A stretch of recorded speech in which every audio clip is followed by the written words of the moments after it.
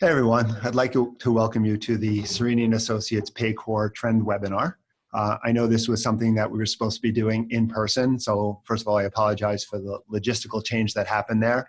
But as everyone knows, the coronavirus has been putting a damper on big outings. So we have a new trend out there, the coronavirus and its impact on events. So it's something you guys should be thinking about when you're kind of putting together your budgets and thinking about when you're looking at your events over the next short period of time. How is the coronavirus going to impact it? So hopefully this will work out. We've never done one of these where we've taken a webinar and done it purely, taking an event, and done it purely as a webinar.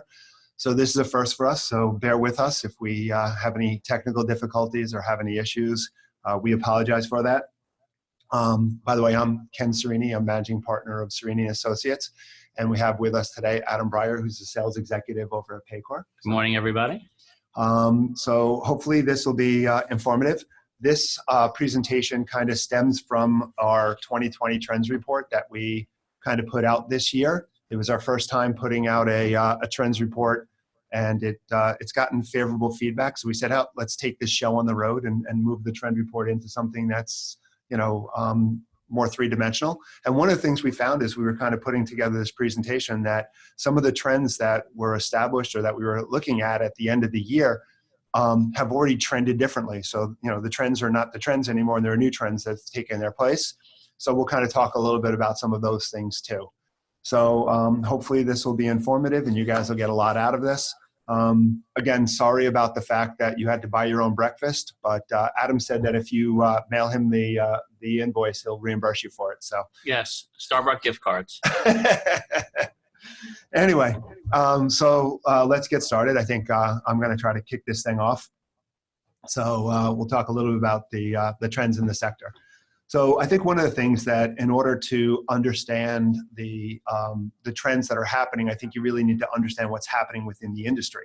And when you look at the nonprofit sector, the nonprofit sector is in somewhat of a difficult spot today. There are shortfalls in New York State funding. New York State has already come out and said that there's a $6.1 billion budget gap that it's got to make up sometime during its next fiscal year. And when you consider that a large portion of that budget gap is due to growth in the Medicaid budget, where the Medicaid budget is up about $77 billion, comprises about $77 billion. And 2/3 of that $6.1 billion budget gap is because of that growth in the Medicaid budget. That's obviously one of the places where Governor Cuomo has focused on in terms of trying to make some cuts. And we've already seen Governor Cuomo come out with an across-the-board Medicaid cut that's going to impact nonprofit organizations. The other thing we're seeing is that with some of the cuts that are happening at the federal level, federal and state level, there's going to be some pushback to the counties. So the counties in the city are going to have less funds to work with. So they're also going to cut back on what they're doing from a funding perspective. So you're going to have that trickle-down impact. Cash flow is also tight at the county and city level. So we've been seeing some delays in payments that are happening out there. So again, something organizations need to think about. Also, we've had, as everyone knows, back in 2018, we had a change in the tax law. And that change in the tax law has had a negative impact on the nonprofit sector. Not as big as everybody had expected, but there was still a 1.1% drop in donations for 2018. We don't know what 2019 is yet because obviously those numbers aren't out yet. But when you consider the impact of inflation, that 1.1% drop is actually a 3.4% overall drop. So that starts to become sizable when organizations are looking for more ways to bring in money, and there's less money to be had because of it. In addition, the government seems to be, because they're again looking for ways to cut costs, they're stepping out of the delivery of services. And with that step out of delivery of services, where does those additional services fall back on? It falls back on the nonprofit sector. So the nonprofit organizations now are trying to do more with less. And that trend is going to continue. And you're also looking at the fact that there are more and more people who need services as costs continue to rise. Add to that the fact that the stock market was down big time last week, and that trend in the stock market down is happening again this week. So again, as resources go down, that has an impact in terms of donations and everything else. Government agencies have admitted that they're looking for nonprofits to consolidate. They feel that there are too many nonprofit organizations. They want economies of scale. If there were less nonprofit organizations, there'd be less administrative costs. And for some reason, administration is the big taboo these days. Nobody wants to invest in administration, but organizations need that infrastructure. And without having that infrastructure, there's real problems. Organizations are going to crumble and fall apart. So they have to invest in infrastructure. They have to invest in technology. They have to invest in good people, as you're going to talk about a little bit more later, Adam. So you need those investments out there if you're going to be competitive in the marketplace. Yet, that all of that structure, that foundation that's needed to bring on the software, to work with a payroll company or any of those things, it seems like there's constriction within those administrative buckets, which kind of hurts. You're seeing again that we talked about for the last several years, but that movement towards managed care. And as the government pulls out and the government's looking for ways to cut costs, how do they cut costs? You invite managed care into the marketplace. Now, managed care doesn't do things out of the goodness of their heart. The insurance companies are there to make money. They have stockholders and everything else. Right. So if I've got a pool of money that the government's working with, and the government says, I want this pool to be smaller, and they go to managed care, and managed care says, okay, we'll make it smaller, but we have to give some to our shareholders. There's a lot less coming down to the nonprofit sector. So again, nonprofit organizations are going to have to look to see how they can negotiate effectively. And with managed care, there's going to need to be some level of consolidation or partnering taking place so that organizations have a bigger footprint and more to offer to managed care companies in terms of being able to negotiate effectively. Ken, may I ask, so with the administrative costs increasing, so you have increase in FICA, you have minimum wage going up, so all over the place, organizations, profit and nonprofit, are getting squeezed. What are you planning with your clients when you're doing a strategy with them to foresee what these increases are coming up on the administrative burden? What's the impact of that? Well, some of that is not administration. Some of that is going to be direct costs too. So I think you're finding that from a growth in minimum wage and a growth in salaries and the growth in health benefits and all that stuff. Those are a part of doing business. A lot of that is direct costs because, as you know, labor is about 75 to 80% of the total cost of a nonprofit organization. So I don't know that necessarily has a dramatic impact on the administrative component. The problem that has is there's a rising level of costs. And when you're looking at shrinking funding, and rising costs, the two of them don't go hand in hand. And we've already come off a period of time where organizations haven't been getting the increases they need. So you're already looking at a situation where organizations have already cut a lot of the fat out of their organizations. So there's not a whole lot more fat to cut. So again, I think, what the government is trying to accomplish and some of what, we're talking about here is that consolidation or coming together of organizations to try to find efficiencies. That's the way it's going to have to happen. Organizations are going to need to look for ways to become more efficient in terms of back office functionality. They're going to be looking to share maybe some back office functions or share purchasing functions or share fundraising or find ways that they can more effectively work together to kind of keep the cost structure lower because they don't have control over certain things like insurances and taxes. And, if you're going to compete for labor, you got to make sure then you're paying the right price tag for that labor you're competing with. And then one of the other trends, and we'll talk about it a little bit more, is then a need to push towards technology. Yeah. Because if we implement good technology and we can cut back on how much labor we need, we can kind of shave some dollars there. Yeah. But we'll kind of get to some of that later. Gotcha. The other thing that we're seeing from a trend perspective is on the audit side. We're seeing an increase in the number of audits that are happening. And this is not something that's new for this year. It's something that's been happening. But again, I think the sector needs to be aware of the fact that if an agency hasn't had an audit in a while, there's a high likelihood that one is going to be coming down the pike if they get government funding. Because the government is looking for ways to cut costs. They have to make up a $6.1 billion budget gap. And one of the easy ways to do it is go and do an audit and pull back funds.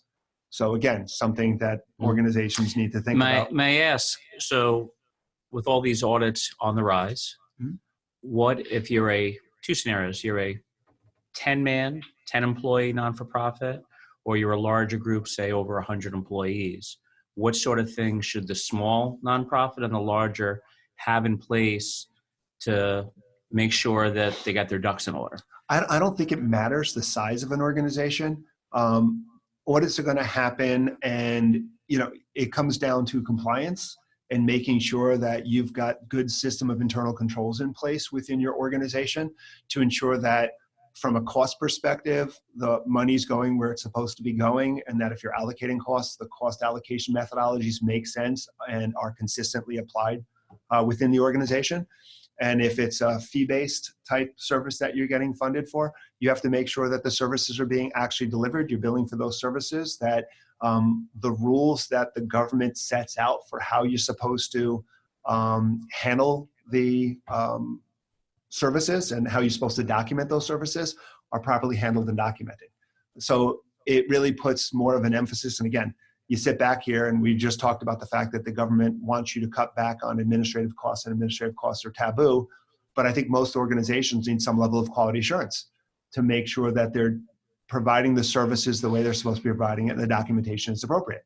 So here we are, because of these audits, we're adding on more administrative costs to handle the audits and to do quality review and quality assurance and all those other things. So it's kind of difficult.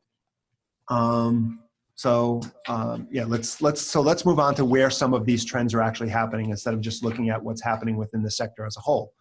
So I think one of the big things that organizations need to think about is technology. Technology is extremely important. The more you can integrate systems, the more you can have technology in play within your organization, the better off your organization is going to be. We see so many instances where organizations have multiple software applications, and you have somebody inputting information to the first software application, then they're implementing, someone else is inputting the information to a second software application, and it's duplication of effort, it's wasted energy and time. If you can get the two applications speaking to each other, and you can get your staff who are providing services to have, whether it be a phone app or some way to input the information directly so that it goes from the delivery of service, everything gets populated the way it's supposed to be, all the documentation is there. The review and approval process happens within the software application. Everything then gets uploaded to your back office function where the billing occurs and the accounting works and everything else. That's the way organizations need to be looking at these things, because there's just too many layers of paper, too many layers of software that's not communicating with each other, and manual processes. And when you have those manual processes, higher likelihood of error occurring. You have more time that it takes to do things. And if we're trying to find ways to maybe cut some of the lower end costs and being able to dedicate those resources to some of the higher end staff and stuff that we're going to need in order to kind of move effectively going forward, you need to make sure that you're able to streamline your operations and have more seamless integration within technology. So I think one of the things that we're going to be seeing going forward, or we need to see going forward within the sector, is the sector's always been a little behind from a technology perspective. I think the sector needs to invest more in technology and find ways to integrate software applications so that this can be done. And when we say invest in technology, one of the ways you can do it, maybe without going out and buying large amounts of computers and servers and things like that, is you have this whole concept of cloud computing and cloud servers, where all of the information is handled up in the cloud. Most software applications now have a cloud component to them where you pay as you go and pay as you use, so that you're not having a big investment in 1 year in hardware, but you can then pay as you're using the software and based on the number of users and everything. So there's a whole bunch of new applications out there that organizations can use. And I think that's kind of the direction that organizations need to be looking at. And the way I think organizations need to approach this is I think organizations need to look at their processes and determine how they can more effectively integrate technology into the processes. What are they doing manually that can be converted to a computer application? Who's doing what within their organization? Where are those duplication of efforts, and how can we kind of cut back on that? So one, things that organizations should be looking at is, how are they tracking service delivery, right? So how is the information getting into the system to begin with? Are the individuals who are providing the service doing things manually or filling out forms and stuff that then go to administrative person to input? Why am I doing that? Why not have a form that gets inputted directly within the system by the person who's delivering the services and cut out that middleman? So casework, all of those things, even things like volunteer management. How do I manage the volunteers that I have within the organization and make sure those volunteers are being utilized to the maximum capacity, understanding, and this goes back to, you have your software where you can, CMR software and stuff like that. So, CRM software, sorry. So when you're looking at that CRM software, you're looking at how are you going to monitor relationships with your funders and donors and stuff, but then you also have the volunteers, because volunteers are interested in doing certain types of projects and stuff like that. So you can use the same sort of software for that. What I'll add is that one of the things that I think would be impactful when I've seen organizations work well and looking to fill in those profit leaks and efficiencies, they're getting involved their CPA, they're getting involved their financial advisor, they're bringing in their benefits broker. Also, their board is diversified with someone who's been there a long time and also some new wave thinkers to kind of think a little bit outside the box as well. Yeah, I think one of the things, and apparently we have a question. So, question from the webinar. Do you have a list of cloud software systems that you've seen help others that we could research? During this presentation, we're going to be talking about some of the options that are out there in some different areas. I think organizations need to look at what it is they're trying to accomplish with the application, and then they can do some research and find it. But there are so many software applications out there and so many new software applications that are being developed for the nonprofit sector. So when we get to the CRM side, we get to the development side, we get to the fundraising, all that, we have some options that we're going to talk a little bit about today. When you're talking about case management type software that do Medicaid billing or any of that type of stuff, they're going to have to research and see what's specific to their industry in terms of what's appropriate. One of the things, when we talk about, use of technology, think about some of the new technology that's happening out there in your industry, the payroll industry.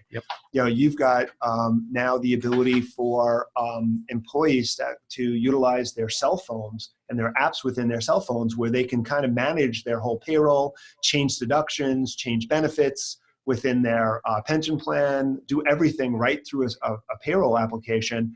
They can enter their time. Their employee can do geocaching to make sure the employee's where they say they're going to be, especially when we're getting to a world where people don't necessarily come to an office anymore. And I think, and that's another trend we'll be talking about in a little while. It's become critical for us as we've put so much money back into R&D into our mobile applications. And we're finding that the increase in mobile use has increased 30-40% even over a year, 2 years ago. Any client that we come involved with that is typically 50 employees and up, it's a necessity to have employee engagement, see their benefits, time off, which obviously goes back to auditing, especially if they're going to different locations. It's become critical. Yeah, you're in a situation where more than 50% of the access to the web is happening through cell phones today. So, cell phone apps are becoming much, much more important, and you're seeing many, many more software applications moving to kind of app versions to kind of help with that. And what I started to say before is I think one of the trends that we're going to be seeing going forward, and, unfortunately the coronavirus may help to speed some of that up, is, people not necessarily coming to an office, but people kind of telecommuting, working from home, having more flexible schedules and stuff like that. So the ability to have, apps where, people don't have to come in and, punch in, punch out, or, put a finger on it, or a retinal scan, or whatever we're doing these days within an office, and being able to do it through a mobile application. I mean, these are things that the sector has to think about, because of the direction that things are moving in. Oh yeah, and especially in a sector where labor costs are obviously increasing, the more flexible you have with your workforce could increase that employee engagement, find employees that are passionate about your mission, but also need flexibility in their work-life balance. Yeah, and one of the things, and you know this, I mean, you're in a situation where, the nonprofit sector, when you compare what the salaries are being paid in the sector to outside of the sector, the salaries are a little bit lower in the nonprofit sector. The nonprofit, the new millennial mindset is they don't stay places for long periods of time, like the baby boomers did. So, they're typically staying 2 to 3 years at a job. So how do you keep those individuals connected to your organization? You have to be much more flexible. They're looking for bigger benefits. They're looking for, culture. Yeah, and we'll share that when we talk about some of the things, the trends through our trend reports. We've seen that employee engagement, training development, what the impact is, and for the organization, and continue to brand the organization to get more donation dollars in. And so again, I think, when you're looking at that, I think that's extremely important. So you're seeing that trend away from coming to one office, the need for flexibility with your staff and everything. So again, we'll get to that a little bit more later. The last thing I have on the page is, the whole human augmentation, augmented reality. You're seeing, again, technologies is so much more advanced than it has been in terms of the ability to use 3D printers to print body parts. That's kind of sounds really freaky, right, but it's happening. And, augmented reality, there's been some really cool things that nonprofit organizations have been doing.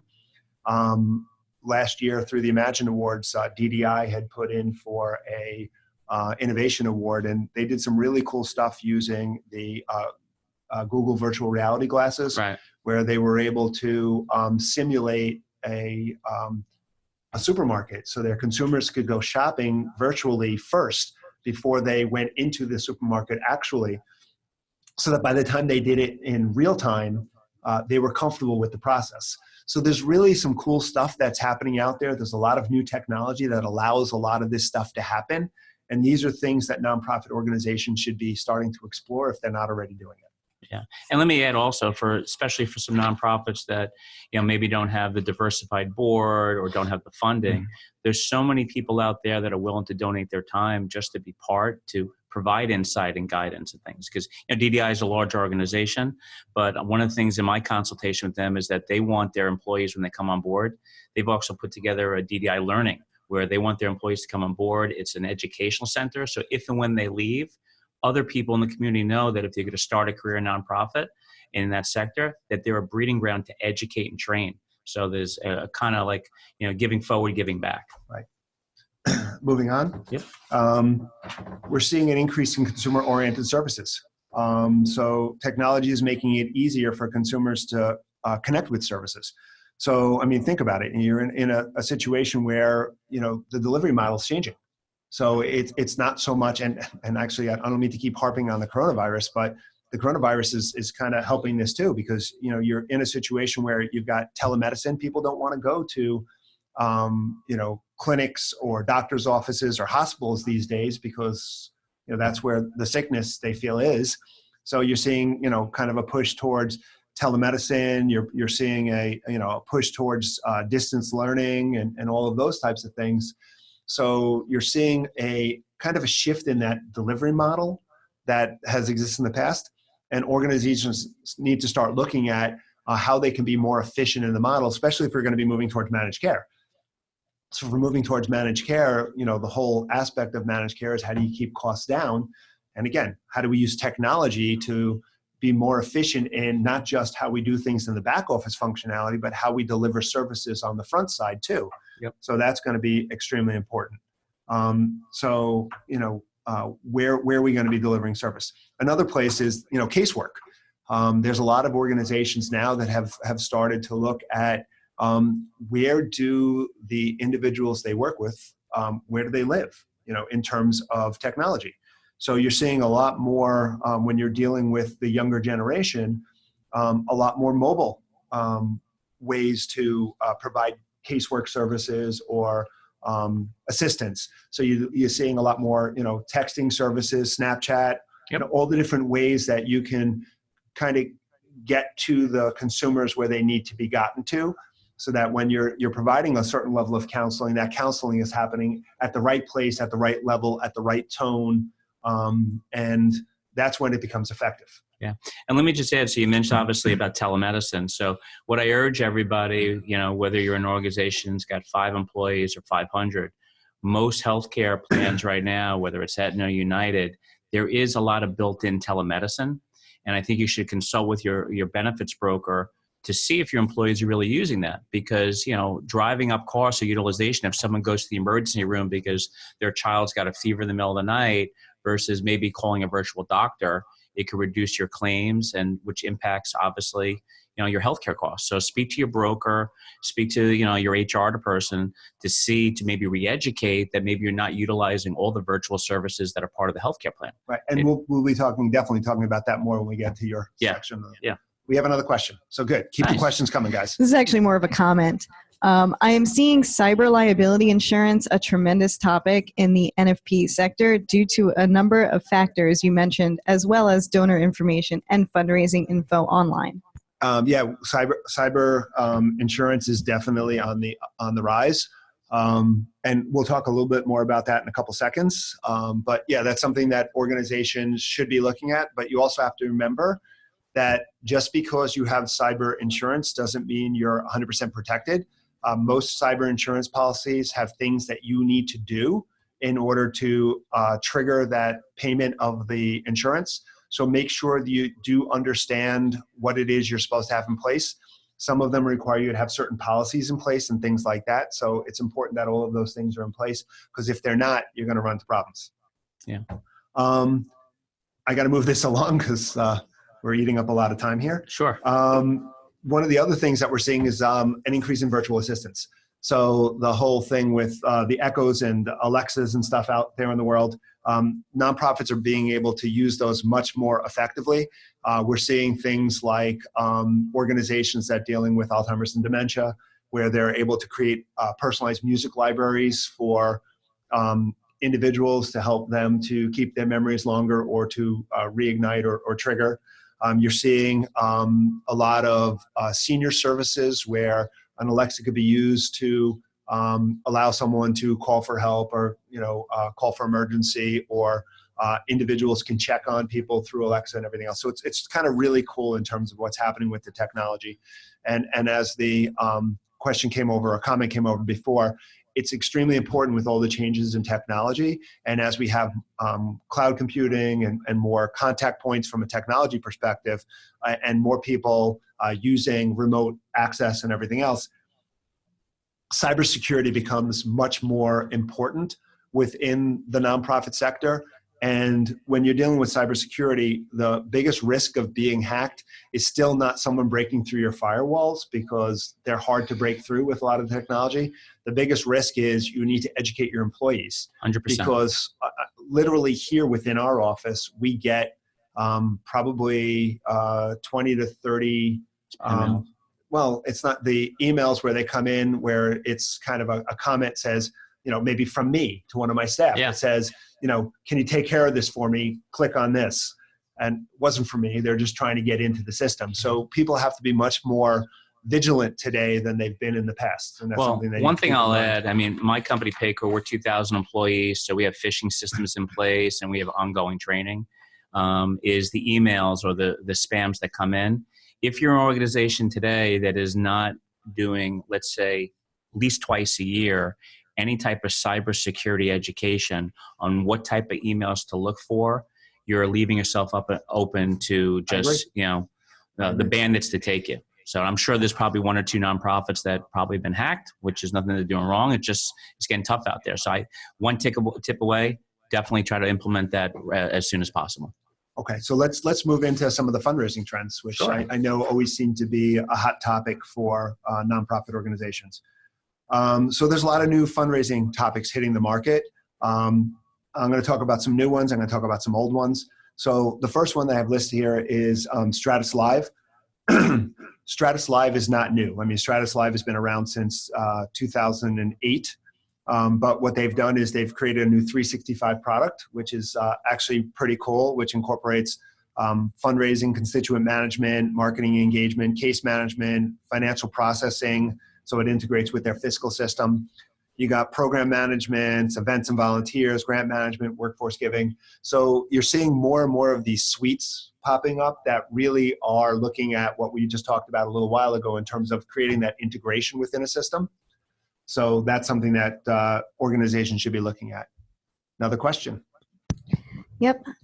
We are a small organization with one part-time ED and one social media cord who are both 1099s. We will be bringing on a part-time program manager who will work from home. What determines if she can be a 1099 or an employee? All right, so that's a completely different question. That is a non-trend related. I'm not going to blow off the question. I'm going to tell you that I don't know that I 100% agree that your part-time executive director should be an outside contractor. I actually believe that individual should probably be an employee. What I'm going to suggest is if we take this offline, if you can call me after the presentation, I'm more than happy to answer your question. Again, not trying to blow you off. I just want to keep on track for what we're talking about today, and I'll kind of help you with that on a separate basis. And if you call right after the presentation, Adam will still be here, and Adam will be able to kind of help with the question too. Yeah, good question though. In addition, you've got, Microsoft has the Dynamics 365 Nonprofit Accelerator and Common Data Model for nonprofits. And that's also very similar to what we just talked about in terms of the Stratus Live. Again, allows the organization to optimize nonprofit operational processes. And again, I think that's kind of the key here is how do we optimize those processes? And a lot of this goes around the relationship building and making sure that we're able to pull the data that we need as nonprofit people to make sure that we really understand what are donors looking for, how do we target our donors effectively, how have donors given in the past, how does that integrate with the programmatic aspects of what we're doing, and kind of trying to come up with a branding and full one voice for all within the organization. Have you seen clients that maybe a couple of years ago were doing things the way they've always done, and then now started migrating towards adapting to leveraging the technology for donors? And have you seen any scenarios like that? I think a lot of organizations have always used technology. I still don't think they're all using it effectively. I think there's a lot of studies, and we'll get to it on one of the next slides, but there's a lot of studies in terms of you need to be targeted in your messaging. And I don't know yet that nonprofits have gotten really targeted in their messaging. I think nonprofits still rely on this, hey, we're going to send it out to everybody we have on our database and send out the same message, but you can't do that anymore. You have to really take the time to understand your donors, take the time to understand the people who are involved within your organization, and really get your messaging right to each one of them if you want to maximize the potential in terms of the donations you're going to be getting. Gotcha. The other thing, in November of this year, Gofundme launched the Gofundme charity page, which is actually pretty cool because you can kind of incorporate that into your website, put a donate here button in, and it takes you to Gofundme. But organizations can now have set up Gofundme pages. Their staff or donors can set up Gofundme pages. And according to a study that Gofundme did, the average program last year raised $568. So that the average Gofundme page raised $568. And 50% of the people that were asked to fund the GoFundMe page actually did. Wow. So it's kind of an easy way to set things up from a fundraising perspective, and it's something that organizations should start to think about. People are used to clicking. Yeah, and again, I think people understand that people give to people. And Yeah. if I go out there and I reach out and I say, I'd like you to donate to my charity, I've set up a GoFundMe page, I'm trying to raise $1,000, people tend to be good about that. And a lot of GoFundMe pages tell a story. Then it tells a story behind it. There's a little visual, so that kind of helps along also. There's, as I mentioned earlier, from a programmatic perspective, the increased reliance on virtual assistants. I think you're also seeing that more also on the nonprofits fundraising side too. by the end of this year, 50% of all searches online will be done through like an Alexa or a virtual assistant, which is kind of cool. So you're seeing that individuals are relying more and more upon virtual assistants. Right. So they're not typing things in, they're just speaking. So organizations need to really think about how do we get into a situation where people can do a voice search and make a donation online through that too. Yep. So, you want to be in a situation where you can kind of just say, Alexa, make a donation to the Salvation Army. And, Alexa says, sure, how much do you want to make? Right. And then you just give them an amount. The credit card's already in there. Everything's already established. So nonprofit organizations need to make sure that they're voice ready and search ready. PayAmazon.com/Alexa donations has a list of about 338 charities that are already set up. If your charity's not on that list, you want to work with them to try to get your charity on that list and get your charity voice recognized. Moving on, everybody knows about Charity Navigator. It seems like there's a new sheriff in town now too, Impact Matters. So not sure that I definitely agree with everything that Impact Matters does, but just understand that there's another way of monitoring the effectiveness of a nonprofit organization out there. So what Impact Matters does is it looks at in 8 categories. So veterans, clean water, homelessness, health, poverty, hunger, education, and climate change. It compares different organizations, we'll call it leverage. So if I make a donation to the organization of $1, what's the impact that dollar is going to have in terms of spending? Okay. So again, I don't know that necessarily dollars equal impact, because I can spend appropriately and I can spend non-appropriately. And if I spend non-appropriately, it might cost me more money to get the same impact that someone who spends appropriately. But if donors are looking at this, and again, everything comes down to perception and what donors see. So it's something you might want to look at if you're not as effective as some of the other organizations on Impact Matters. You may want to look at that and say, all right, how can I create more leverage within my organization so that I'm making a bigger splash and a bigger impact? So again, just something to think about. Again, I think there's that needed continue for partnership with the for-profit sector. It's not about having the fundraising event and having sponsors. You need to actually find out what makes them tick. You need to develop plans and programs that kind of work for the for-profit sector. You need to kind of create that two-way street in terms of creating a true partnership where it's not just the nonprofit who benefits from getting the donation, but the for-profit benefits from having that relationship with the nonprofit organization and the sound bites that come from it.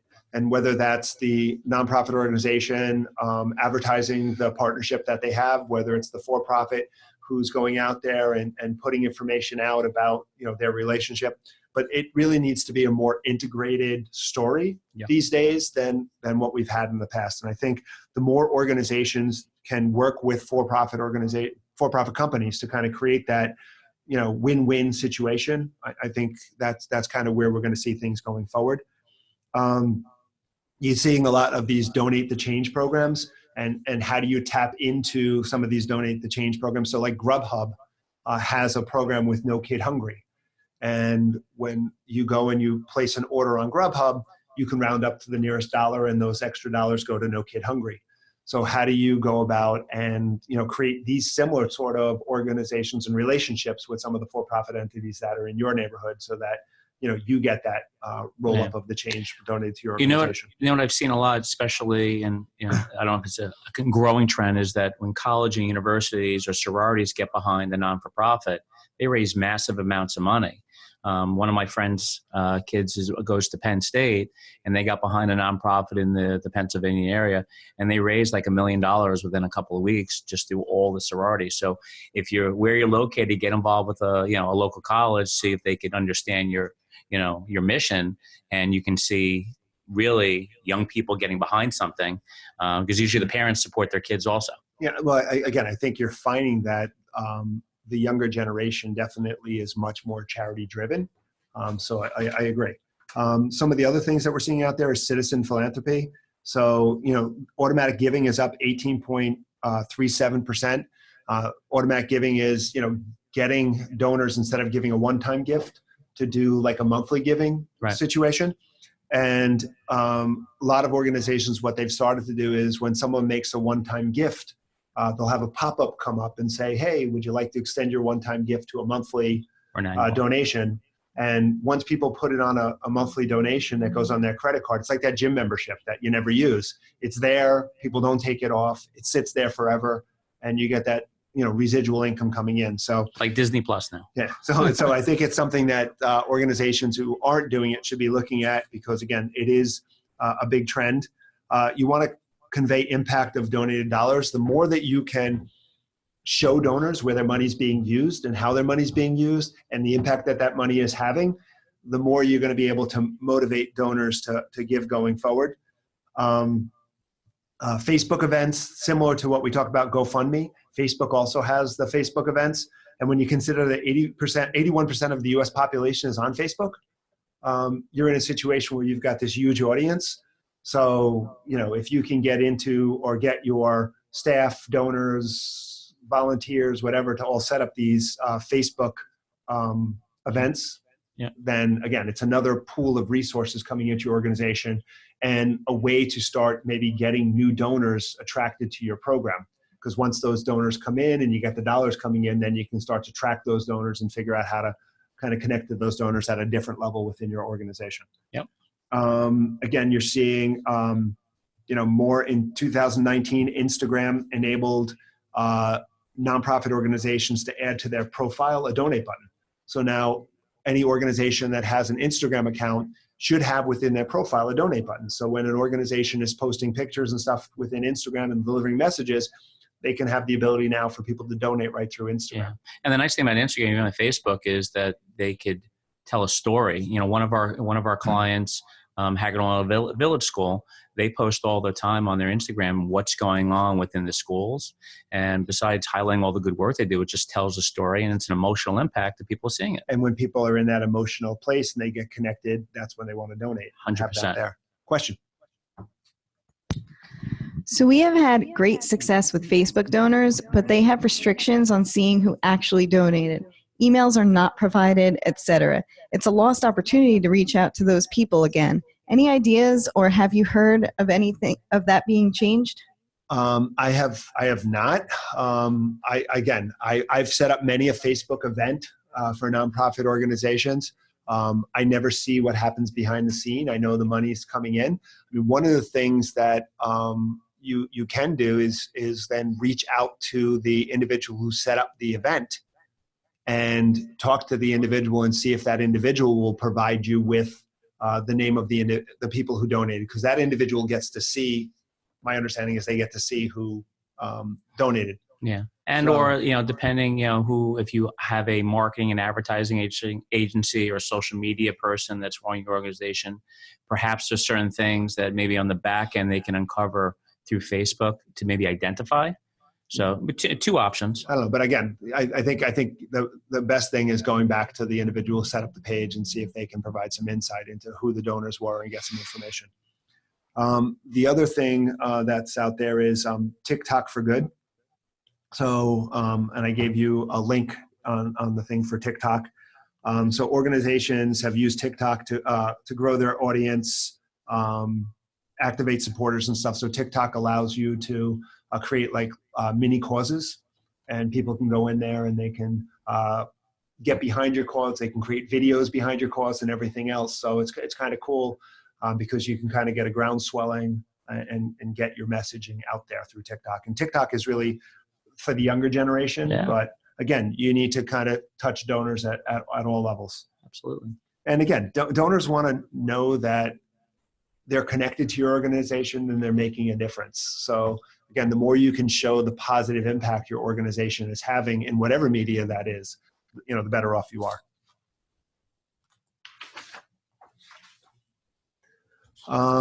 Again, we're seeing, we talked about this earlier, increased smartphone giving. 24% of all online giving is done through smartphones.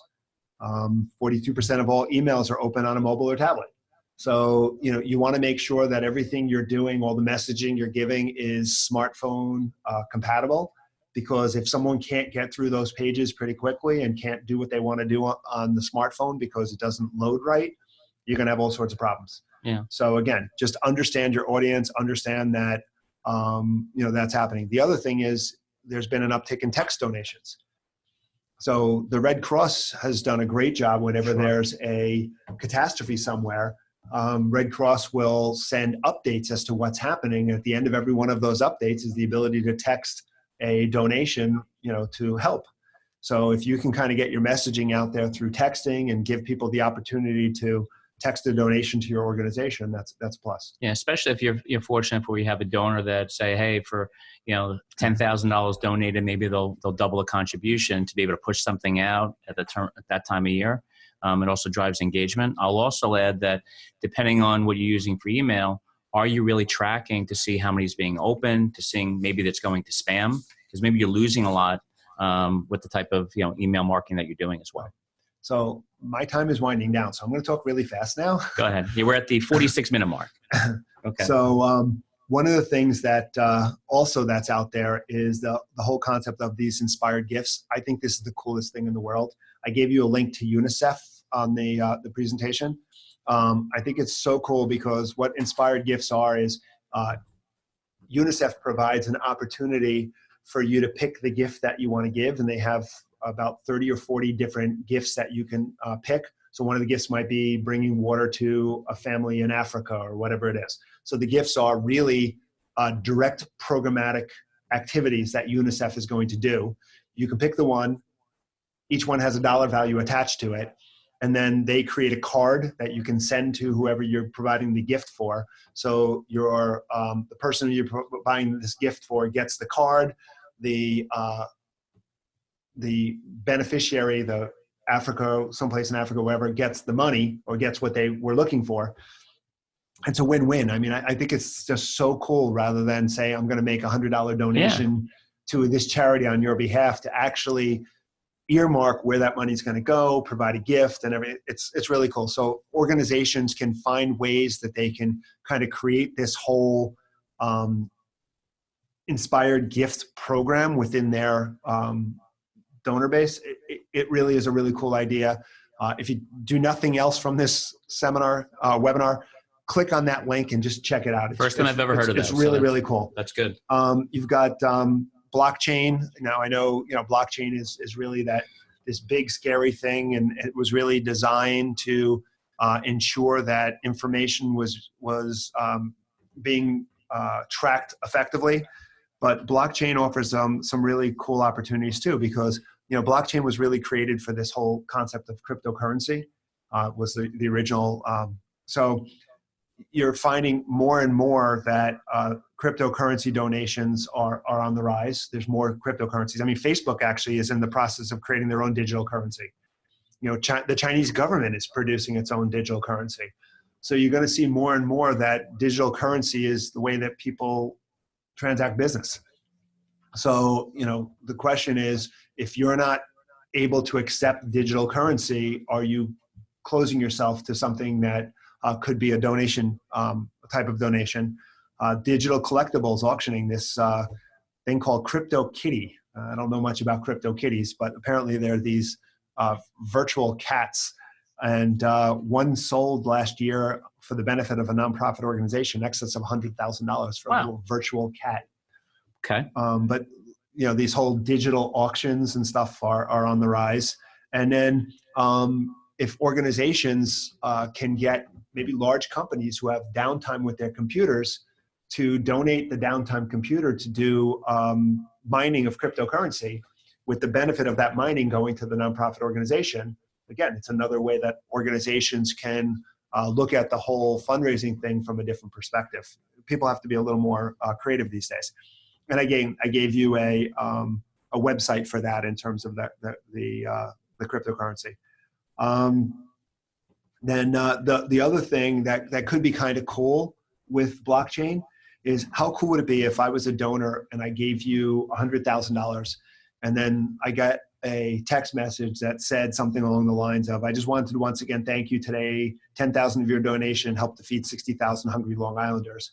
And you can see where those dollars went. Yeah. Cryptocurrency allows for you to kind of create that transparency within your spending so that donors could get instant tracking of where their money went and how it was used. And again, something like that would be really, really cool to be able to kind of touch donors once again after they made that donation. From a marketing perspective, I think the key there from a marketing perspective is you need to personalize your marketing efforts. And we've been talking about this all along. You know, everybody, you can't deliver the same message to everyone. Everybody needs their own personal message. And there needs to be, you know, software applications that allow you to do that. There are plenty of them out there that do that. So you need to develop overall personal strategies for your donors and kind of what ticks to them. Also, you want to integrate your messaging and branding across your different social media channels. I mean, think about it. You got Instagram, you got Twitter, you got LinkedIn, you got Facebook, you got Snapchat, you got TikTok.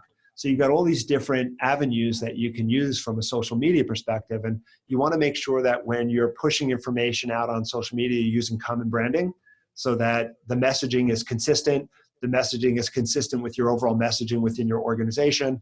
You're incorporating the programmatic aspects with the development aspects, with the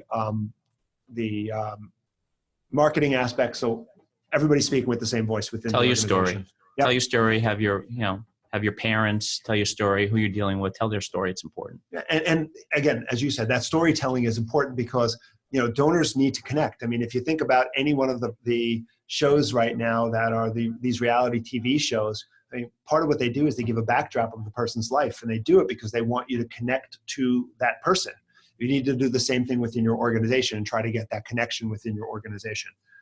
You want to pull them into the organization's programs, make them feel like they're special, make them feel like you have a personal relationship with them and everything else. And you need to try to figure out how to do that within your marketing efforts. Make them feel like they're part of your mission.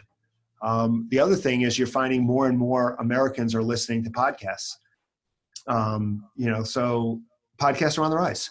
One of the things that organizations can do is they can create podcasts that kind of dive into their mission, their story, that dive into their programs and everything else that kind of get that across in a way that people can listen to it, can hear about it. And I think that's, again, another good trend for organizations to be looking at. We're in an election year. So we're in election year. We have to talk about the election. Sorry, guys. I'm not going to talk about it from a candidate perspective because I'm not going there. But again, I think there's a lot of discussion in an election year about topics. You know, this candidate supports this topic. This candidate supports that topic. You know, they battle on topics.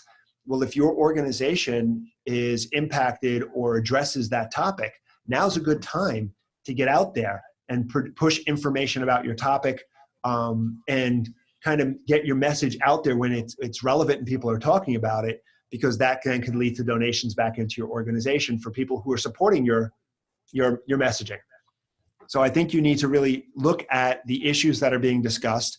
If you discuss those issues or deal with those issues within your organization, either fully or peripherally, you need to kind of get ahead of it, get your messaging out there, and use that as a way of pulling donations into your organization. Because again, these issues are being talked about more now because it is an election year.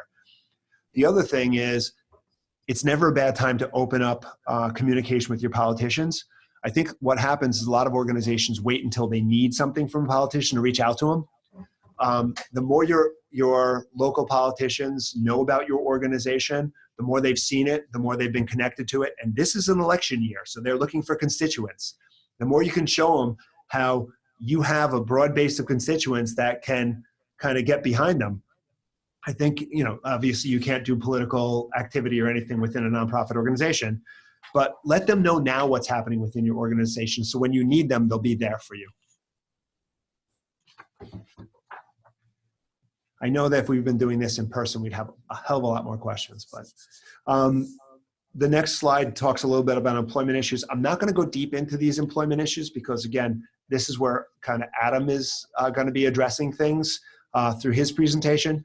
So just suffice to say that, there are some employment issues that are here. The couple things that I do want to touch on is we're seeing an upward trend in PEOs where organizations don't have the HR expertise within their organization, or they're looking to find ways to cut back on some payroll-related costs such as health benefits and things like that, where a PEO may be a good option for them to look at, because the PEO then is going to provide them with an opportunity to maybe get their health benefits lower, or definitely provide them with a deeper level of HR services.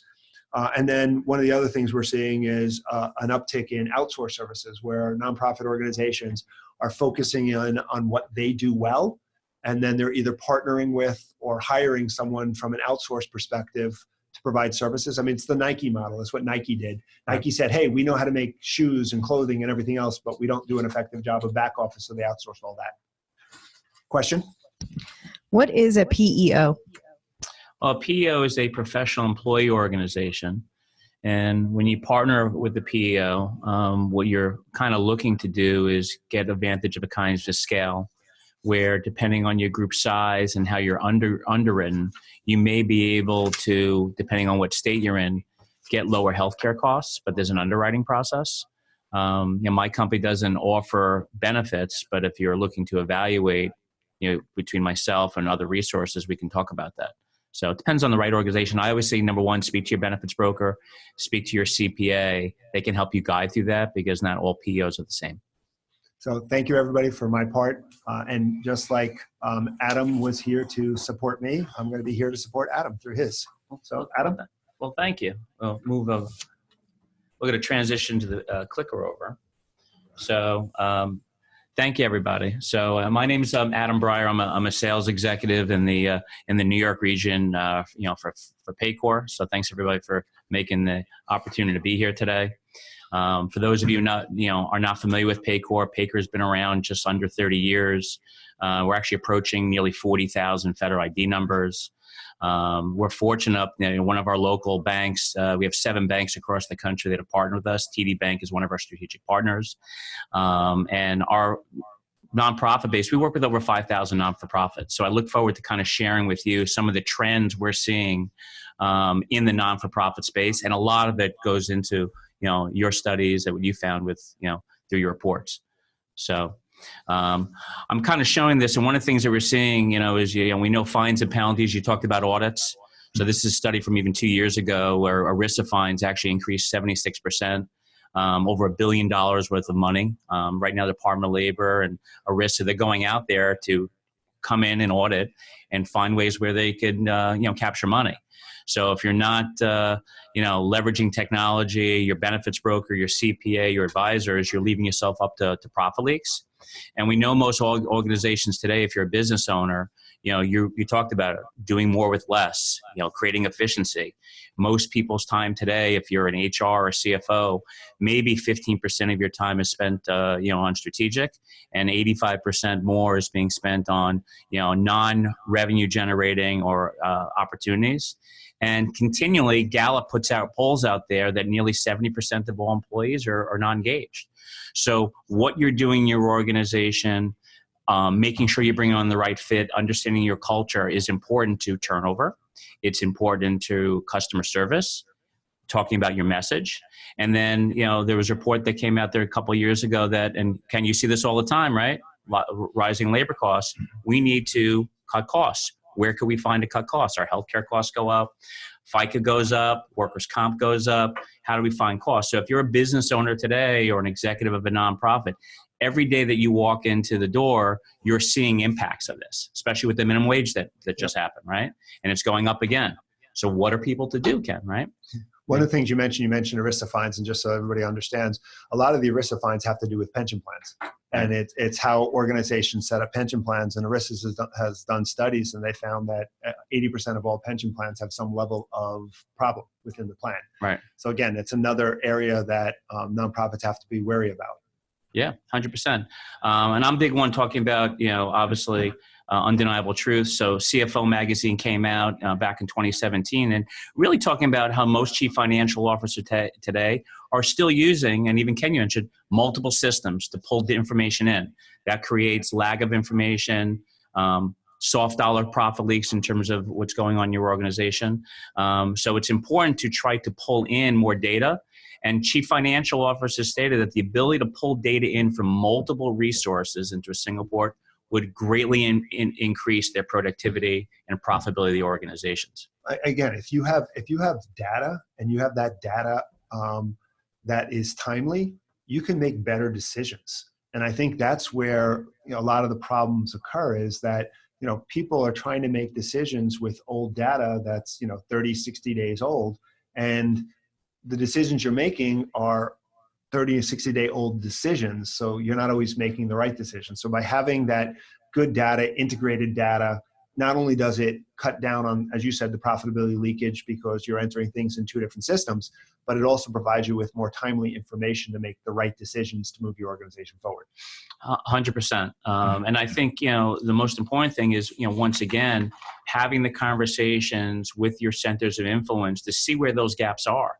Because I'm sure, Ken, we've talked about this, is that if you're working with an organization and you're not able to get a general ledger feed or an integration, that takes more time away from your team, following up on, the HR, the CFO, even getting information on, record keeping data as well. Mm-hmm. So you've seen that. Definitely. One of the big trends that we talked about that Ken talked about is, obviously turnover. So Wall Street Journal, Duke University has been doing studies for years, and literally 2 years ago, the number one top concern from Duke University was, hiring people, keeping people. So we're going to talk about certain things on how to attract, how to retain, how to hopefully leverage data and analytics to make smarter decisions, better hiring decisions. I think one of the things here is, we are in a very tight labor market. Sure. So we're in a situation where unemployment is very low, and we're like 3.2 now, or maybe a little lower, a little higher. So and nobody expects that to get any lower anytime. Whatever. Right. It's going to be a tight market for a long time, whichever way you want to say it. Right. So the hiring decisions that organizations need to be making today are so much more important, because you got to get it right.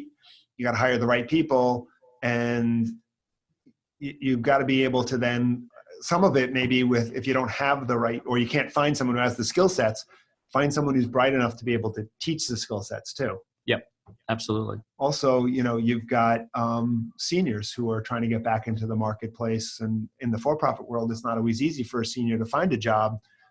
You've got an untapped resource here now for maybe seniors who thought they wanted to retire, and now they find that retirement isn't what they thought it was all chalked up to be. Right.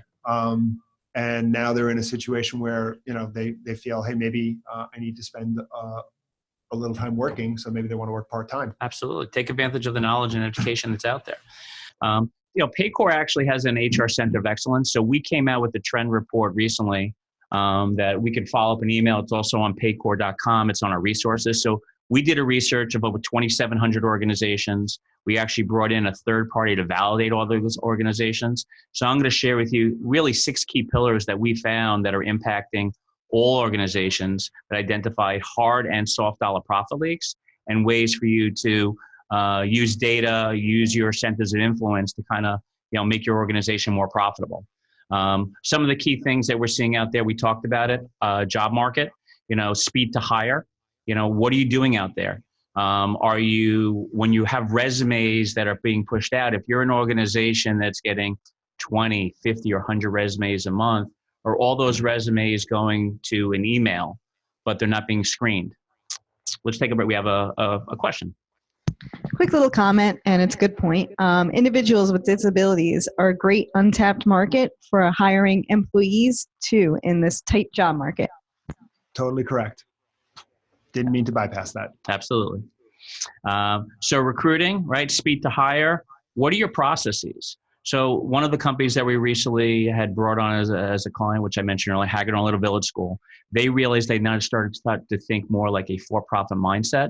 They wanted to take some of the older ways that they were hiring, getting information in, and be able to automate that through software and also to see where their resumes are coming from and be able to get back to them quicker using an applicant tracking system.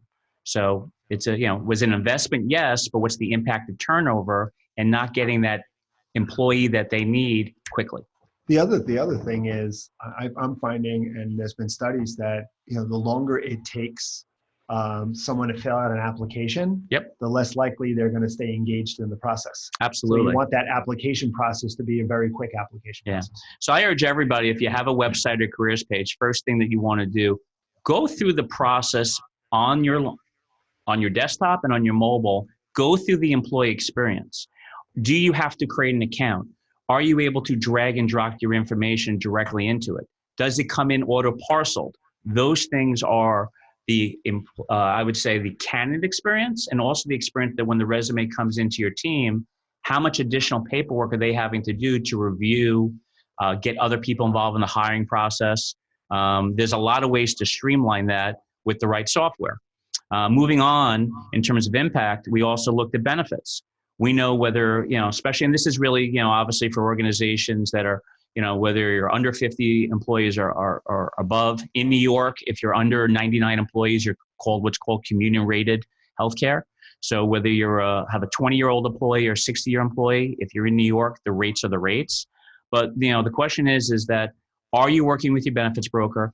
Are your broker and are you leveraging technologies to explain the benefits? So maybe their employees are not taking the highest plan because it's easier. So education is important. And also when you have benefits, the reduction in turnover decreases quite often when you offer 4 or more healthcare plans, life, long-term disability. Our studies have shown, and we did a white paper on this, that if you offer more options, your turnover reduces quite a bit. One of the other things from a benefits perspective is it doesn't always have to be benefits that cost a lot of money. I mean, employees are also looking for soft benefits. Employees are also looking for, we were talking about earlier, flexibility. Yep. They want flexibility. If you said someone more money, more time off, most people are going to want more time off. It depends on the generation, but the younger generation is going to want more time off. Yeah, and giving. I mean, I know Paycor on a low end, 2 to 4 times a year, we have a day of giving. We have a pay it forward event. That's part of it. I hear organizations all the time that you want to get behind an organization, we'll pay you for the day. As you mentioned, the millennials, it's more important. So a couple of factors here. What's the impact of having speed to hire? You hire the right talent. You want to optimize your benefit plans. It impacts decreasing your turnover, reduces your overall labor costs. Mm-hmm. So when you have turnover, it impacts your state unemployment insurance rate, the time to hire. SHRM says that the average time, the cost of a new hire averages around $4,000 between bringing them on board, training them, all that stuff. So if you're able to get it right the first time during the hiring process, and more importantly, the interview process, who's doing that interview? Are you having multiple people getting involved in the interview? Because maybe the person doing the interview, maybe they're not asking the right questions. Maybe they keep hiring the same people over and over again. Are you metricing that? We'll show you how to metric that. So here's some of the 6 pillars that we found through our research. Organizations that are able to fully identify using resources, technology, and their employees between recruiting, benefits, labor costs, people management, compliance, and really employee experience. These are the 6 key pillars. If you do it correctly, you're going to actually be more profitable. You'll be able to reduce turnover, and you'll be able to have a more engaged employee workforce. And we know the impact of having really good employees and they believe in your mission. And I think that engagement is extremely important. I mean, you need to have employees who are connected, just like you're trying to get your donors connected. You want your employees to be connected to your organization too, because in a lot of instances, your employees are your ambassadors. Yep. They're your ambassadors to the outside world. They're the ones who are talking about your organization a lot. Yep. So they can have a dramatic impact on your organization. Yeah. I mean, in this section, we're really talking about HR practitioners. The reality is HR has become more than an administrative role. HR that is involved with, 50 employee up organizations. I hope that you're being valued for all the whys you got into the business. Your role need to be increase employee engagement, working on the strategic missions, and it's truly impactful if you have support throughout the whole organization. Mm-hmm.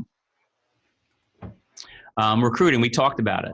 So 40%, and this is coming obviously from studies out there, 40% of small to mid-sized business organizations rated recruiting process as average or below.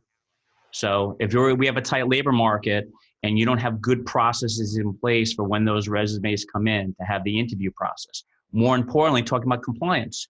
Your resumes come in, and if you're not properly turning down those employees correctly, and you're not tracking that you're asking all the right questions when you have an audit, for compliance, you're leaving yourself to fines and penalties. Besides the fines and penalties, the impact if you get a fine and penalty is I would say, social media impact that you got in trouble for something that can impact owner dollars. And again, if you're hiring the wrong people and you let someone go, when you're thinking about, how they rate you on Glassdoor, right, and the cost of, as you said, $4,000 to hire a new employee. Yep. So there's a whole bunch of costs. There's a whole bunch of both from a dollars perspective and from a reputation perspective. Yep, reputation management. So a couple of key metrics that we found in our studies. So a couple of things. Hey, do you know your average time to fill? If you have 5 job openings, how many resumes does it take to get in? Do you need? How many interviews do you have into place? Do you have analytics and data within your recruiting software or your human resource information system to give you that data? SHRM says the average time for a job to hire to fill a job is 42 days, depending on the role. If a resume comes in and it takes 2 weeks for someone to go through 100 different resumes to knock out, that could be a problem. Employee referral rate. We see thriving organizations that are leveraging their employees to be their biggest ambassadors. Do you have software to push out to LinkedIn, to Career Builder, to where I'm an employee, like with Paycor, I could actually push out an open job requisition. It's tracked within my company. And if someone comes on board, Paycor will actually give us a dollar amount because we refer people in. We have those applications are out there with our system, whether you're a 10-man company or a 10,000-man company. If you can't afford to use the software, just find different ways to get your employees to promote your organization. Those are usually the best hires. One of the things that, and I agree wholeheartedly, and one of the things that, we see a lot is, again, the recruitment process happens at the HR level, but you have this whole marketing and development team that are dealing with the social media outlets a lot. Yep. So again, this comes back to that integration we were talking about earlier. And one of the things, and I mentioned Glassdoor earlier, yep, in terms of organizations need to go online, look at their Glassdoor ratings. But within Glassdoor, you can include photos, yep, of, what it's like to work for the organization. Your culture. To kind of, to pull people in. You can show employees having fun and stuff to kind of create that image of a fun, loving place culture, as you talked about.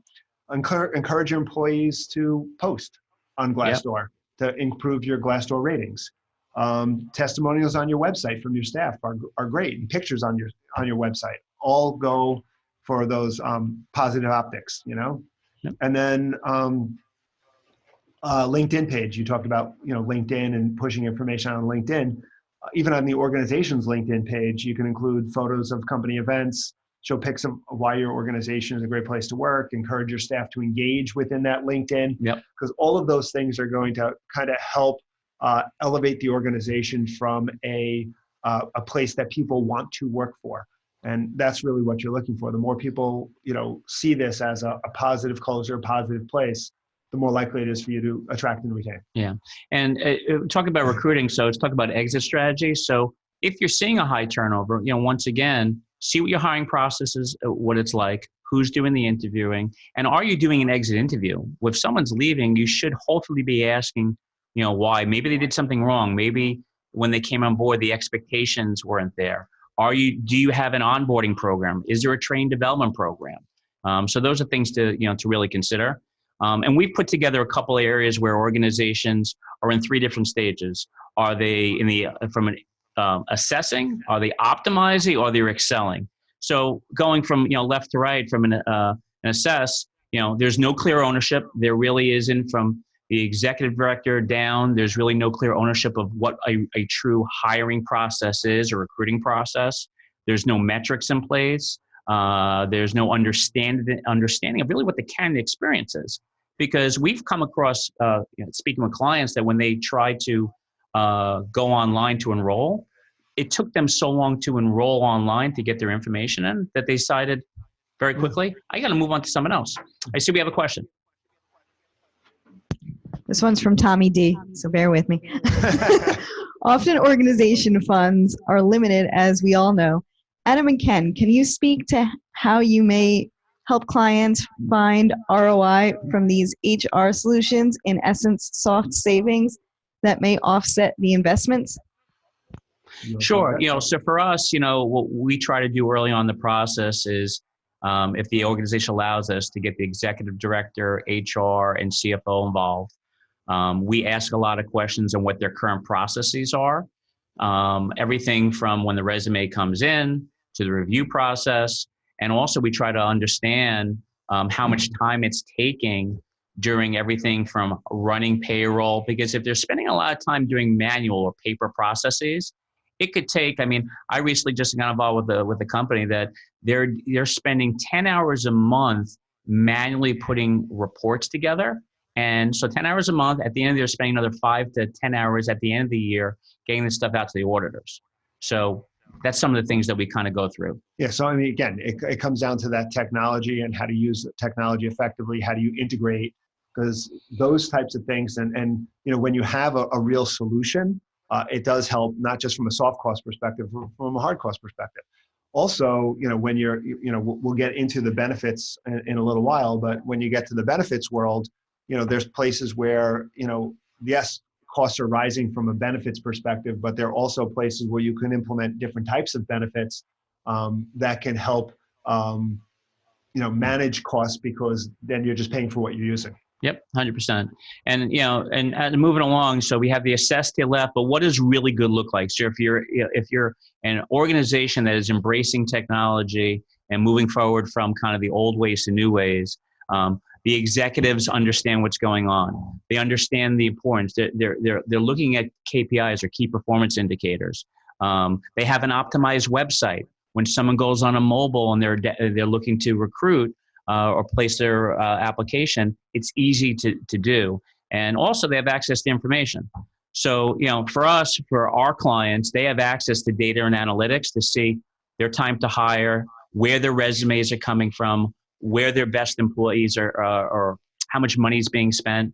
So if you're an organization that doesn't have great visibility on that, there are software, either through one system or external, that you could be helpful with that.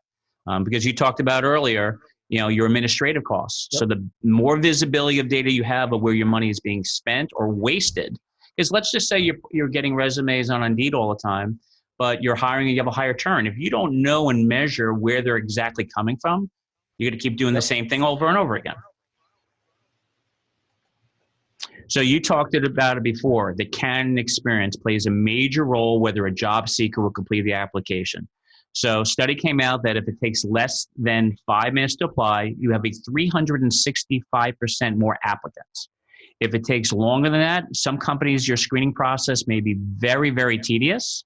Now, granted, there's certain compliant things you need to have in as knockouts. If you're using the right software, that could be built in to have that compliance early on. But also, you don't want to deter people from getting people in a pipeline.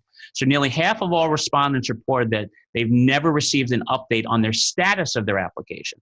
Resume comes in, HR is overburdened, they never send an email out. Also, one of the things that's available, we talked about earlier, there's now abilities with applicant tracking software where you can, when the resume comes, you can get the applicant to opt in to be speak to via text. So you can reach out to them all the time. We hear all the time that, hey, we scheduled an applicant to come in. They never showed up. Happens all the time. So do you have text messaging capabilities? We talked about the benefit side. So what really motivates employees? Number one, obviously, is salary. Number two on the list is an overall benefit package. 57% of all U.S. job candidates report benefits among their top considerations before accepting a job. So my question for everybody is, bring in your broker. Is the broker doing a job fully explaining the suite of benefits that are available? Do they fully understand some of the ways that they can take advantage of the telemedicine to reduce the cost? really from the organization. What's the impact if we could be more responsible to our employees to manage our costs? If everybody's running the emergency room, it's going to drive up costs. And when they go through renewal, if they're over 100 employees, it can increase their healthcare costs for all the organizations. So that's really where the education piece comes involved. Yeah, one thing I want to say here, there was a study done, 89% of 18 to 34-year-olds and employees care more about the great perks and benefits than they care about pay raises. So again, keep that in mind. Employees are really concerned about the benefits. It's not always about the salary. Sometimes the benefits are equally or more important. Things like mental health care, student loan repayment, assistance, family planning, commuter benefits, paid leave, flexible work schedule. Those are things that, if you're not doing already, things you should be thinking about. The other thing, and I kind of mentioned it before, is that from a health benefits perspective, I think one of the things that we're also seeing out in the marketplace is that companies are now starting to look at these high deductible plans. Yes. And so they'll put in place a high deductible plan, and then they'll backfill and pay many of the employees' expenses, or a big chunk of the employees' expenses, because I think you find that the way that most plans are developed, the silver and gold level and platinum level plans are developed, they're developed as if they're benefit rich, so as if people are going to use a lot of benefits. Right. And if you have a younger population, a lot of that younger population isn't going to the doctor or utilizing a lot of the services. Not at all. So if you've got a younger population, switching to a high deductible plan and helping to fund the differential for the employees is going to be a lot more cost effective. Yeah. The trend across the United States, there's a massive trend going to high deductible plans. Also, when you go to high deductible, and if you're fortunate to have a health savings account, you also have the ability to have a triple tax deduction. And once again, it is an education from the broker to understand your multi-generational workforce. I'm 48 years old. I have 2 kids. I'm on a high deductible plan. My expenses are different than obviously someone else who's 30 years old that maybe doesn't have it. So that's where the conversations come in place. What are you seeing from a benefits perspective, some of the trends that nonprofits should be looking at? I know I mentioned a couple of things, but are there other things that you're seeing that nonprofits should be looking at? Well, the reality is that hopefully on a low end, depending on your size, is being offered a breadth of services. At least 3 or 4 tier plans. Low, medium, high. Throw in a high deductible plan. Also, whether it's employer paid, shared, or even just an ability for an employee to pay. Our recent healthcare trend report showed that organizations that offer, 4 or 5 different healthcare options, life, long-term disability, ancillary, stuff like that, you reduce turnover. So even if you can't afford to offer it, to pay for it, at least offer it as an employee to buy in and have your broker educate them of why.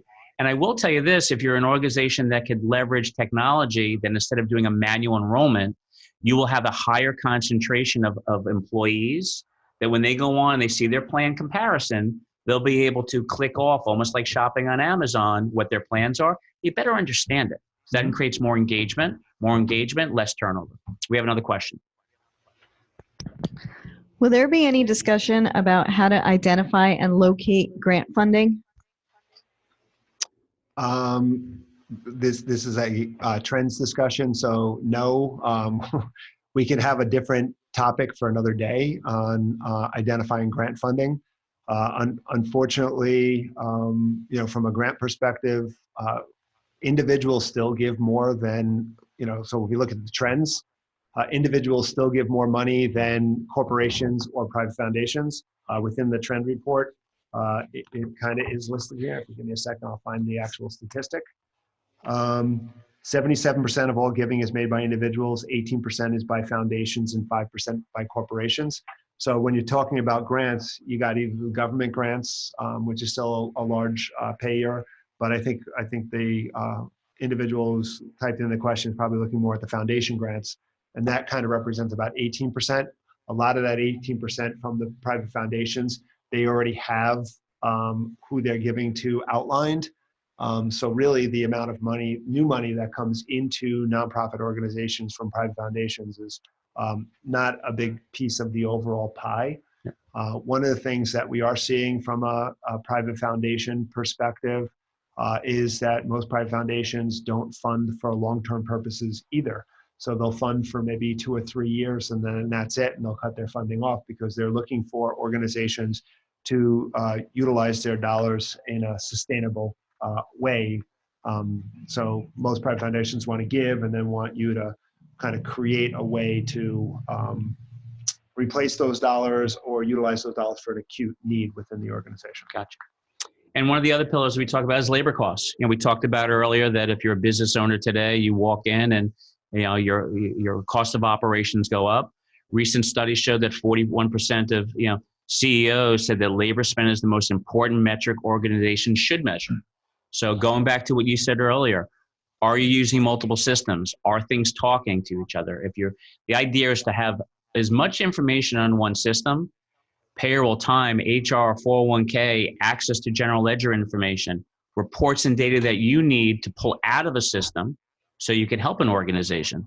And again, I think the labor cost is even more important within the nonprofit sector because if you think about it, unlike most other industries, nonprofit is principally all labor. Yeah. You're looking at, for most organizations, it's somewhere in the 70 to 80%. Yeah. And the reality is, depending on, what system you have access to, whether it's internally or through an HRIS or a human resource information system, are you getting analytics on overtime? We know the impact of your organization, that overtime not only impacts your FICA, right? In fact, impacts workers' comp. If you have multiple locations, or you have visibility into your data to see per location, per department, per manager of where you're spotting trends. If you have a location in someplace else, but you're seeing labor costs go up, how are you identifying that? So the key is to have that information to make smart decisions, because that can impact, obviously, that administrative costs, Right, yep. funding dollars, and I'm sure most organizations are getting grants from banks. So the more data you can understand, every metric can impact so many different ways. Yep, I agree. People, right? So the backbone of any organization is the people. And this is coming from our research. HR's biggest challenges come from managing the people. 70% of HR professionals, they say, spend 2/3 of their time on people management.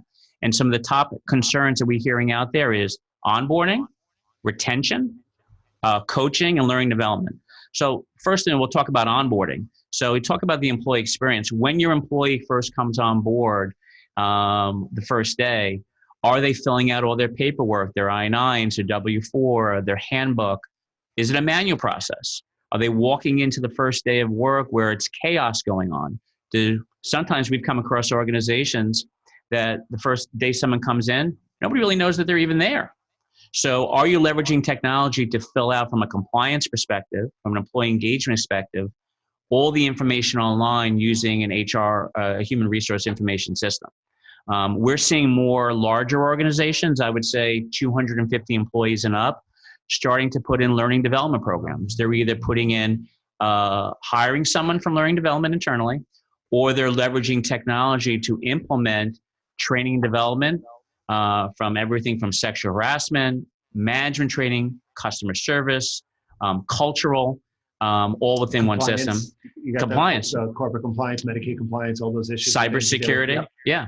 So if you're an organization that's growing, and these all things, well, yes, you're investing, but the impact is turnover reduces, labor costs reduces, which those labor costs reduce to access to greater funding and perhaps more donor dollars. And again, you already have all of the information within a system. So to be able to track whether a person went through the training and check it off a box, it's easy through a lot of these through the payroll systems. Yeah, and what I find is this. So if you were a 20-man organization today, maybe you were using someone for payroll. Then you used a third party for your onboarding. And then you use someone else for applicant tracking. Now you've grown larger, and now all those 3-4 different systems aren't talking to each other. You're spending more dollars on separate systems. And then you're also creating a lot of duplication of manual effort, because not everything flows to each other. There's a difference between integration and unification. Unification is, if I do one thing in one system, all that information flows from the employee, from the applicant tracking to the employee record, everything talks to each other. And from a reporting standard, that obviously you being advising your clients, you want to be able to pull things in one record. Yep. Question. There are many nonprofits that have less than 10 people. How do these pillars change for smaller nonprofits? It's a good question. I mean, the reality is if you're a 10-man company, you have pieces of these struggles just at a small level. The only thing that I would say is that, and Ken could probably talk more of this, is it's just the culture, just making sure that you have the right pieces in place. I know sometimes you may have to hire somebody because you need to hire somebody, but you also want to try to make sure you hire somebody and asking the right questions that, 90 days in, if you didn't give them a full description of what the job entailed, what it's like in a day, then as fast as they're in the door, they're out the door. I think what you'll find is the pillars are kind of the same, but the emphasis may be different on which pillars are more important. So when you look at something like a smaller organization, you're going to need to have higher levels of engagement with your staff, because if I lose one of my staff people, I've just lost 10% of my employees, and that could have a detrimental impact on the organization. And if it actually takes 42 days to hire the next person, you've just got 42 days without having that job functionality done. So I think, it comes down to making sure you've got the right systems in place. It's understanding that what do you do and having the protocols in place that if something were to happen, that you can replace that person fairly quickly, that you've got a go-to place to do things, that you've got job descriptions and ads already written up so that you can kind of lessen that and streamline that time frame. But I think for a smaller organization, probably the most important piece is that people management and keeping employees engaged within your organization, because you don't want them to leave to begin with. Not that anybody does, but No. they have a much bigger impact in a smaller organization. Yeah. And I think the key is, do you have, and we have resources on Paycor.com through our resources on Onboarding Checklist, put together a mini checklist that when someone comes on board, making sure that, everybody's in line, and really ask the questions early on during the interview process of they truly understand what the expectations are. So, because you don't want them in the door and leave tomorrow, because if they leave, what's the negative impact of having so many people leaving your organization? Like, is there something wrong with the organization? Maybe is the culture not right? So it can have a trickle-down effect by just bringing in the wrong person that you didn't ask the right questions in the first time. And impact on morale. Yeah. Yes. It's a great question. And the other thing is, do you know the turnover? If I asked you what's your turnover ratio, do you know that? How many people you have coming in? So we have metrics on that you can measure that. It's a key. As they always say, as from a CPA, know your numbers. It's important. Yeah, I mean, if you're a larger organization, you want to know what your turnover rate is, because every time an employee's turn, it puts a disruption in your organization. It adds cost, it adds risk, it adds everything. Yep. This is actually pretty interesting. So according to C-suite executives and HR leaders, we talked about it. Number one reason people look for jobs, obviously salary and compensation. Number two, career advancement. So while you're doing the hiring process, other than salary and benefits, ask, what are you looking forward, within our organization? What are the career aspirations? Be upfront with them about what maybe the career pathing is, or maybe, as you know, that your organization just may be a stepping stone for them to move on to other things. That may be okay, depending on your other needs are. The more you're upfront with your employees in the beginning, that way there's no surprises. Because you talked about it, when someone leaves and they are unhappy, they may push out on Glassdoor, LinkedIn, and you might not, maybe you just didn't ask the right question the first time that could have mitigated that. And I think when you look into the right, burnout, 50% of millennials, 40% of Gen X, and 35% of early baby boomers say burnout is the main reason. So once again, when they come on board, do they clearly understand the job role and what's going on? And from that, just a couple of things here real quick. From that burnout perspective, I mean, you got things like, do you have socialization days within your organization? Right. So, are you doing certain things within your organization maybe to create some downtime for them? I find that a lot of times you need to get out of your head in order to avoid that burnout from happening. So maybe you have, we have things within our office, like we have food day. Once a year, everybody brings in food and we close down the office and everybody just eats and has a good time, plays games. Kind of brings people together, creates a good, fun environment, going out on a regular basis as teams, maybe bring in a massage therapist and provide massages for your staff. something that's going to kind of create some sort of different socialization within the office. Yeah. And if you're an organization that is a larger organization of employees, leverage your financial advisor, your benefits broker. They'd be more than happy, probably, once a quarter to come in, bring in lunch, just do certain things to give back, to your employees, because a lunch, just even a simple thing as a thank you, can make such an impact to an employee, because we know that everybody comes to work, everybody's got their own baggage at home, and it's the little things that can make a difference, and it's not monetary. Right. It's a huge impact. So just wrapping things up, we talked about these key pillars. So, one, what's your recruiting process? From not only your recruiting process, but what's the experience from me going onto your website today to try to apply? Know your numbers. Number two, for benefits. Our studies have shown that if you're an organization that is offering 4+ benefits, you're going to see a dramatic reduction in turnover, upwards of 135%. Your labor costs. If you're using disparagement systems, payroll, HR, time and attendance, recruiting, not having a general ledger feed, not giving access to your systems of record to your financials advisors and your CPA, you're causing profit leaks.